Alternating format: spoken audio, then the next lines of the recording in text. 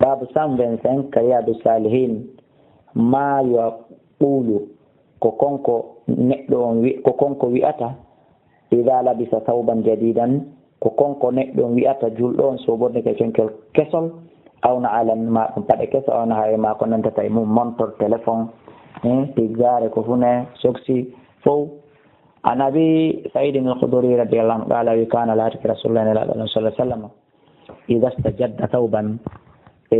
نلابس بحسن إني تنشل على جزء تنشل كسل سماه بيقول بسم الله بسمه إن مقالون إمامة فتكم ميتل أو قميصا ماكو دلوك أو رداء ماكو تجار ماكو بانتلون ماكو باد ماكو سوكسي بولا إن مندن يقول ماك اللهم لك الحمد الله كان ودن يتورني أنت كسوتني كان هلتني لن أسألك بترك ما خيره مؤير مندن وخير ما صنع له إكلا مؤيره كمؤينا فيه وأعوذ بك من مولك ومن شره مرد بني مؤن وشر ابن ما سني لو كلكم إلى في رواه أبو داود الترمذي وقال حديث حسن والله أعلم وأعلم.